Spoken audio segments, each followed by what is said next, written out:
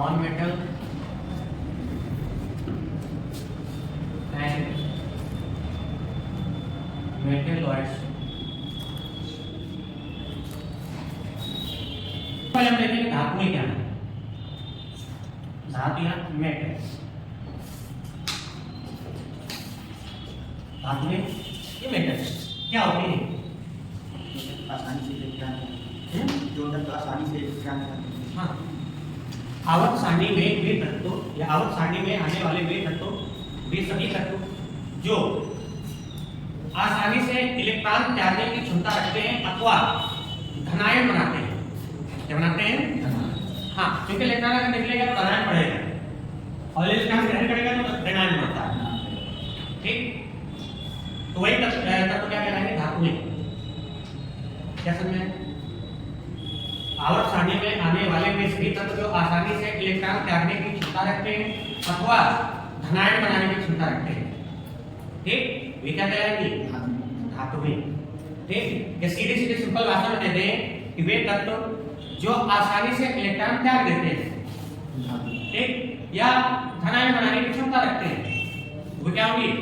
धातु में। अधातु में जैसे इसका उल्टा हो जाएगा, वे सभी तत्व जो आसानी से इलेक्ट्रॉन ग्रहण करने की क्षमता रखते हैं और ऋणायन अथवा ऋणायन बनाने की क्षमता रखते हैं, वो अधातु में। उपधातु में क्या हो जाएंगे? वे तत्व जिनमें धातुओं तथा अधातुओं दोनों का गुण पाया जाता है। ठीक, जैसे आर्सेनिक, जर्मेनियम, ये क्या कहलाएंगे? उपधातु में। अब बात करें मिश्र धातु की। ठीक, जब दो या दो से अधिक किसी अन्य धातु तथा अधातु को आपस में मिलाया जाता है, उससे जो धातु बनती है वो मिश्र धातु कहलाती है। ठीक, जैसे कांसा तांबा और टिन से मिलकर बनता है। ठीक, ये क्या है? मिश्र धातु। क्लियर? पहले हम धातुओं की बात करें। धातुओं में लिख लीजिए वे तत्व जो आसानी से इलेक्ट्रॉन त्याग देते हैं,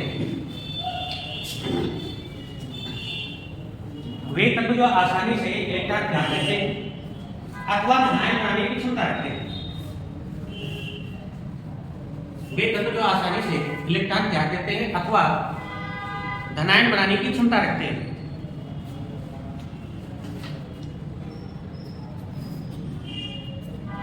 तो वे तत्व क्या कहलाएंगे?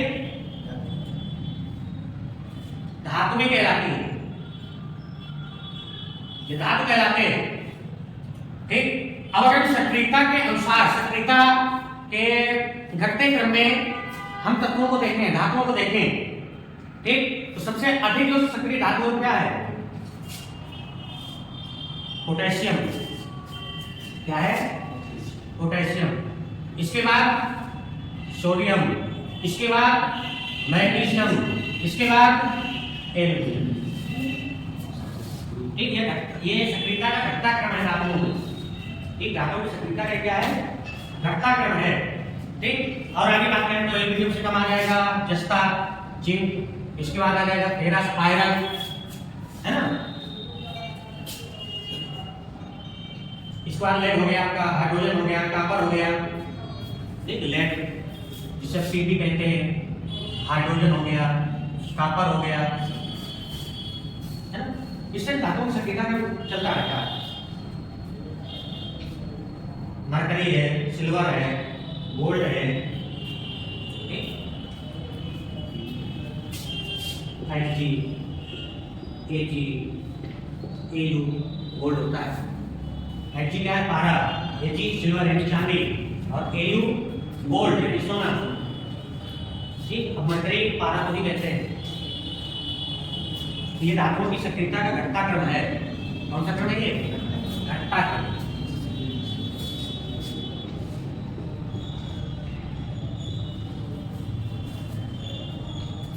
ठीक, potassium, sodium, magnesium, aluminium, zinc, ferrous, lead, hydrogen, copper, mercury, पारा, सिल्वर और गोल्ड। ये फार्मूला है। अगली है नॉन मेटल यानी अधातु।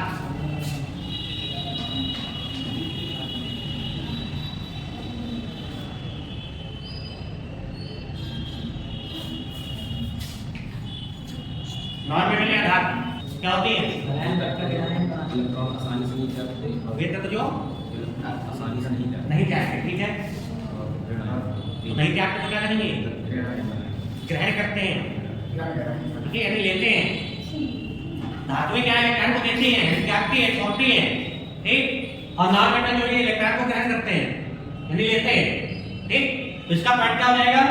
वे तत्व जो आसानी से इलेक्ट्रॉन ग्रहण करते हैं, ग्रहण यानी लेना, ठीक।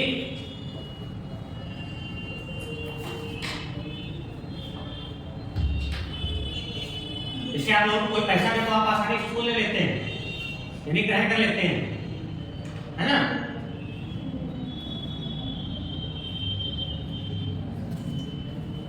क्या वे तत्व जो आसानी से इलेक्ट्रॉन ग्रहण करते हैं या कर लेते हैं, ठीक, अथवा ऋणायन बनाने की क्षमता रखते हैं, अथवा ऋणायन बनाने की क्षमता रखते हैं, अथवा ऋणायन बनाने की क्षमता रखते हैं, अधातु कहलाते हैं, अधातु कहलाते हैं, ठीक। जैसे nitrogen, oxygen, chlorine, neon, silica, argon, chlorine, ये सब क्या है? धातुएं हैं। Lithium, sodium, oxygen, chlorine, neon, argon, chlorine, ETC, ये सब क्या है? धातु। हाँ, ब्रोमीन भी हो जाएगा, आयोडीन हो जाएगा। आयरन डालिए उपधातु में,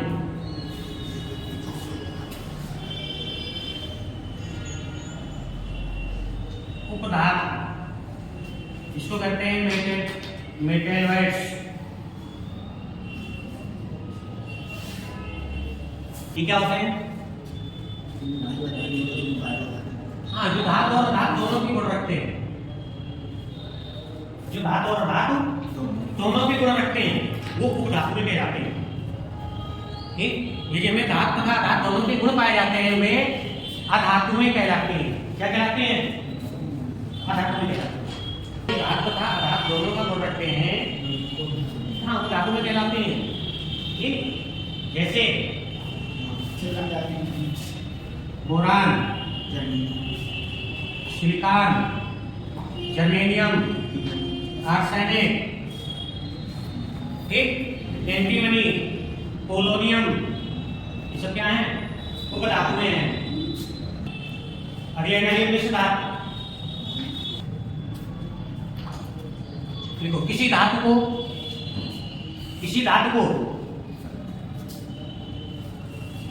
किसी अन्य धातु अथवा अधातु से मिलाने पर, किसी धातु को किसी अन्य धातु अथवा अधातु के साथ मिलाने पर बनने वाली धातुएं मिश्र धातुएं कहलाती हैं। किसी धातु को किसी अन्य धातु के साथ, किसी अन्य धातु अथवा अधातु, ठीक, दोनों से मिला सकते हैं, ठीक है। किसी धातु को किसी अन्य धातु अथवा अधातु से मिलाने पर बनने वाली धातुएं मिश्र धातुएं कहलाती हैं। बनने वाली धातुएं मिश्र धातुएं कहलाती हैं। बस, जैसे कांसा, एग्जांपल बिल्कुल,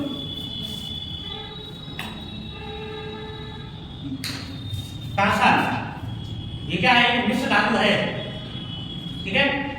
किससे किस में बनता है? हाँ, टिन प्लस तांबा से, ठीक। इसको याद करने का एक शब्द है काटता। एक शब्द आप लोग याद रखिए, काटता, ठीक। काटता, का यानी कांसा, टा यानी टिन और ता यानी तांबा। तो कांसा किससे मिलकर बनता है? टिन और तांबा। याद रहेगा। कांसा को याद करने के लिए शब्द आप याद रखते हैं, काटता, कांसा, टिन, तांबा। क्लियर? अब हम लोग थोड़ा सा इनके गुणों को देख लेते हैं। धातु के क्या गुण हैं, अधातुओं के क्या गुण हैं, ठीक। अब चूंकि साइंस में कुछ अपवाद भी आते हैं, है ना, तो धातुओं का अपवाद क्या है, अधातुओं का अपवाद क्या है ना, इस पर जरूरी है। तो डालिए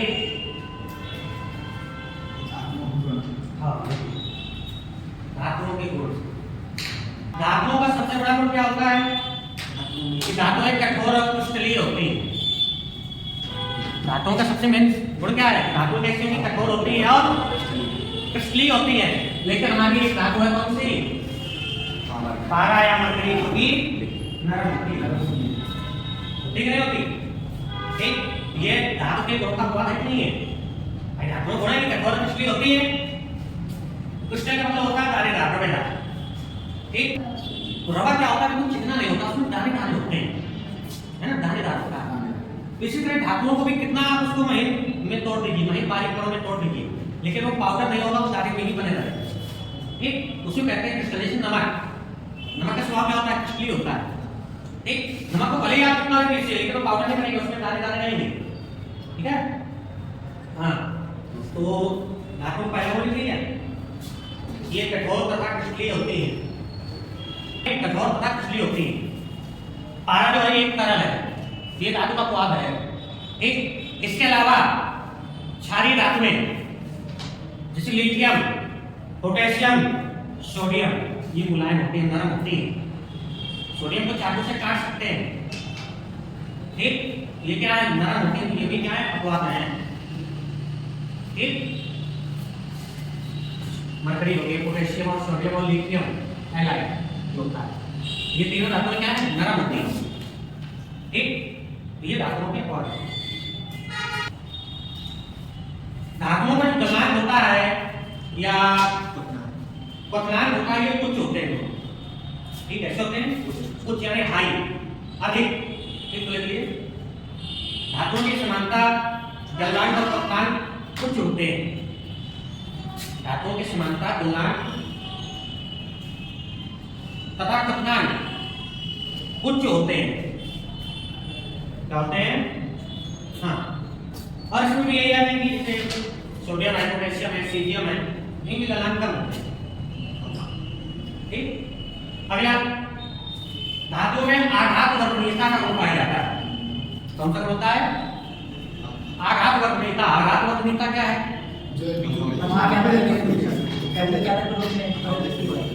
हाँ, जिस पर हथौड़े से पीटने पर एक चादर के रूप में फैलती जाए, वही क्या कहलाता है? आघात वर्णनीय। ठीक, तो धातु में आघात वर्णनीयता का गुण पाया जाता है। जैसे लोहे को पीटते हैं तो चादर के रूप में फैलता है। ठीक, तन्यता का गुण पाया जाता है। तन्यता मतलब लंबे तार के रूप में बनाया जाता है। ठीक, तो धातु में आघात वर्णनीयता का गुण पाया जाता है, तन्यता का गुण पाया जाता है। ठीक, अब ये ताप की संवाहक होती है, अर्थात ऊष्मा के संवाहक होती है। कौन? धातुएं। ठीक, धातुएं ऊष्मा की संवाहक होती हैं। और धातुएं क्या है? विद्युत की सुचालक होती है। धातुएं विद्युत की सुचालक होती है, लेकिन सभी धातु नहीं होती। ठीक, कौन कौन सी विद्युत सुचालक नहीं है? जैसे बिस्मथ और सीसा, ये दो धातुएं विद्युत की सुचालक नहीं होती। ठीक है, बिस्मथ और सीसा, ये दो धातुएं विद्युत की सुचालक नहीं होती। ठीक, और क्या बोले धातु होती? धातुएं चमकदार होती है। ठीक, इनका घनत्व तो उच्च होता है। ठीक है, धातुएं क्या होती है? चमकदार, इसमें एक अपनी विशेष चमक होती है धातुओं में। ठीक, और धातुओं का जो घनत्व होता है ये अधिक होता है, कि उच्च घनत्व वाले होते हैं। ठीक, ये सब धातुओं के गुण हैं। हाँ, जैसे लिथियम, लिथियम एक ऐसी धातु जिसका घनत्व कम होता है। ठीक, धातु में एक विशेष प्रकार की ध्वनि भी होती है अपने, जिसको क्या कहते हैं? धात्विक ध्वनि या सोनोरस। क्या कहता आता है? सोनोरस। तो धात्विक सोनोरस होती है। अब चले अधातु में। अधातुओं के गुण। ठीक, ये सब क्या है? भौतिक गुण है इनके, है ना। अधातु के गुण क्या है? बोलो। अधातु में नरम तथा गैसें होती हैं। धातु में क्या है? नरम, ठोस या गैसें। ठीक, धातु में क्या है? नरम, ठोस या गैसें। लेकिन इसमें भी अपवाद है। जैसे हीरा, हीरा क्या है? अधातु है, लेकिन हीरा सबसे कठोर होता है। जबकि अधातु का गुण क्या है कि नरक ठोस और गैस होते हैं, ठीक है। लेकिन धातु में आता है हमारा हीरा जो कि सबसे कठोर है, और ब्रोमीन जो कि तरल है, द्रव है, ठीक। ये दोनों क्या है, इसके स्वाद है क्या क्या, हीरा और क्या, हीरा और ब्रोमीन, हीरा और ब्रोमीन ये दोनों क्या है, अपवाद है, ठीक। क्योंकि हीरा कठोर होता है, ब्रोमीन तरल यानी द्रव होता है। अपने यहाँ हीरा नहीं है। अरे भारत का एमपी एक ऐसा राज्य है जहाँ पर 15 हीरे की खदान से प्रसिद्ध है वो।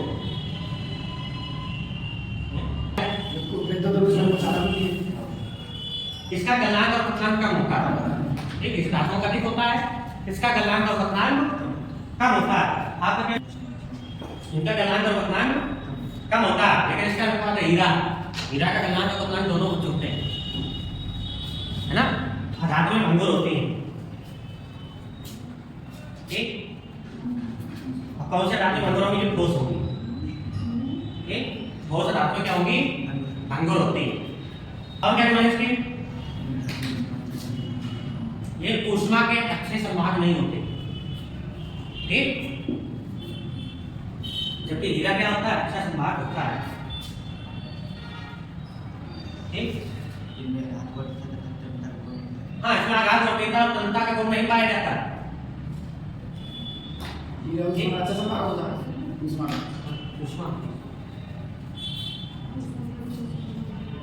चलेगा।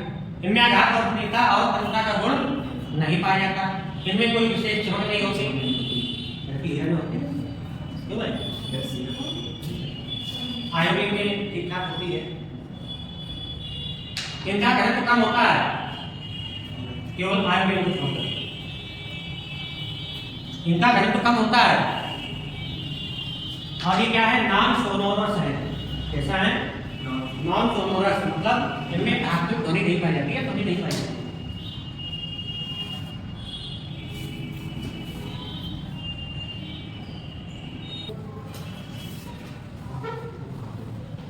अपर रूप या एलोट्रॉप्स,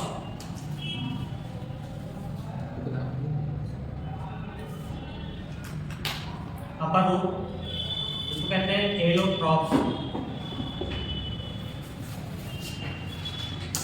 अपर रूप या एलोट्रॉप्स, अच्छा जो कि अपर रूप होंगे उनके रासायनिक गुण तो समान होते हैं, ठीक, लेकिन भौतिक गुण अलग। जैसे दूध, दूध क्या है, एक प्रमुख तत्व है। अब दूध से तुम बर्फी बना दो, चाहे पेड़ा बना दो, ठीक, चाहे रबड़ी बना दो, ठीक, चाहे गुलाब जामुन बना दो, है ना। ये सब क्या है, दूध के अपर रूप है, क्या ये अपर रूप है, ठीक। अब बर्फी के साइज चालू बना दो, चाहे गोला बना दो, वर्गाकार बना दो, आयताकार बना दो, गोलाकार बना दो, लंबवत बना दो, बेलनाकार बना दो, किसके कारण बना दो, तो स्वाद उसका मीठा होगा, है ना। तो रासायनिक गुण उसके समान होंगे, दूध का ही संरचना होगी, ठीक, लेकिन भौतिक गुण उसके असमान रहेंगे। किसी में स्ट्रॉबेरी का फ्लेवर डाल दिया, किसी में कुछ फ्लेवर डाल दिया, किसी में बादाम का फ्लेवर डाल दिया, किसी में काजू का फ्लेवर डाल दिया, किसी में पिस्ता का फ्लेवर डाल दिया, है ना। तो भौतिक गुण उसके अलग अलग होते हैं, ठीक। तो वही अपर रूप होते हैं, जो अपर रूप जिनके रासायनिक गुण तो समान होते हैं लेकिन भौतिक गुण असमान होते हैं। जैसे कार्बन के अपर रूप है ग्रेफाइट, ठीक, काजल, चारकोल, हीरा, ये सब क्या है, कार्बन के अपर रूप है, ठीक। तो इनके रासायनिक गुण तो समान है, क्योंकि कार्बन का ऐसे लगने सब में, ठीक, लेकिन भौतिक गुण समान हो जाएंगे। जैसे ग्रेफाइट, तो ग्रेफाइट का भौतिक गुण अलग होंगे, ठीक। भाई ग्रेफाइट क्या है, ग्रेफाइट को देखिए सब लोग, नहीं देखें, पेंसिल, पेंसिल के अंदर जो लाइन होती है वो क्या होती है, ग्रेफाइट की होती है, ठीक। तो ग्रेफाइट कार्बन का अपर रूप है। चारकोल बोर्डों में पड़ता है, इसको हम लोग आम भाषा में डामर बोलते हैं, ठीक, इसी को चारकोल कहा जाता है, ठीक। ये भी क्या है, कार्बन का काजल, सभी लोग जानते होंगे, है ना। तो भाई क्या नाम था तुम्हारा, तो काजल में क्या है, कार्बन का एक अपर रूप है। हीरा, हीरा भी क्या है, कार्बन का अपर रूप है। ठीक, तो सीधे सीधे समझिए कि अपरोक्ष जो तत्व होते हैं उनके रासायनिक गुण तो समान होते हैं, लेकिन भौतिक गुण असमान होते हैं, अलग अलग होते हैं। ठीक, कुछ तत्व उनके अपरोक्ष लिख दीजिए, जैसे ऑक्सीजन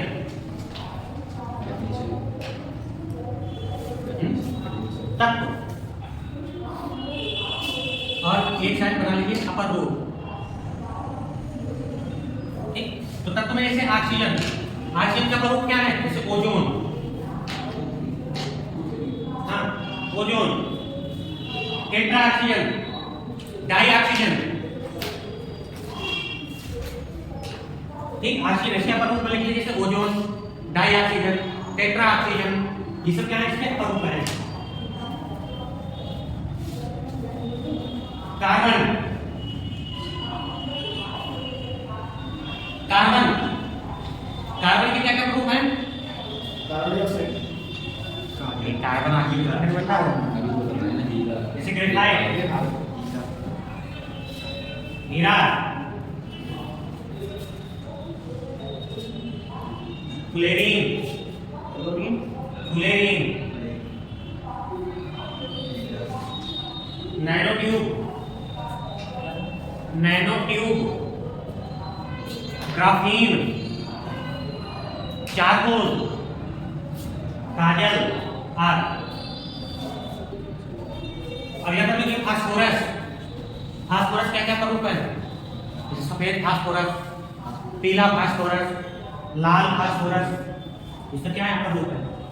लिख लीजिए, सफेद फास्फोरस, लाल फास्फोरस, तत्व है फास्फोरस। फास्फोरस क्या प्रमुख? सफेद फास्फोरस, पीला फास्फोरस, लाल फास्फोरस, काला फास्फोरस, ये सब इसके प्रमुख है। लाल फास्फोरस देखिए कहाँ होता है? हाँ, माचिस की तीली देखी है, इसमें लाल फास्फोरस का यूज होता है। पीला फास्फोरस होता उसमें खाद वगैरह नहीं होता, खाद वगैरह को। ठीक, डीएपी जो आती है आपकी, डीएपी खाद, उसमें फास्फोरस का प्रयोग होता है। Di ammonium phosphate, DAP, di ammonium phosphate. अगला सल्फर, अगला तो है सल्फर, और सल्फर का अपरोक्ष विषम लंबाच सल्फर, विषम लंबाच सल्फर,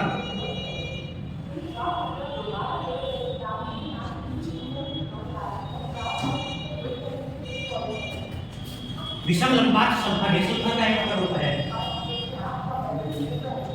और एकल काच सल्फर, दूसरा प्ररूप है एकल काच।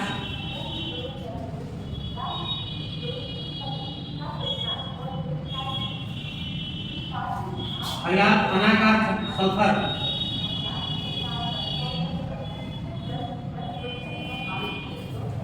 अनाकार सल्फर। चलो, तो आपका ये टॉपिक आपका खत्म, धातु, अधातु और उपधातु। ठीक, अब इसमें कुछ धातु और उनका उपयोग कहाँ कहाँ होता है, इसको हम प्रोसेस कर देंगे, तो उसको थोड़ा नोट कर लीजिए क्या क्या धातु को। ठीक, अगला टॉपिक डालिए धातु कर्ण, जो कल चलेगा। अगला टॉपिक रहेगा धातु कर्ण।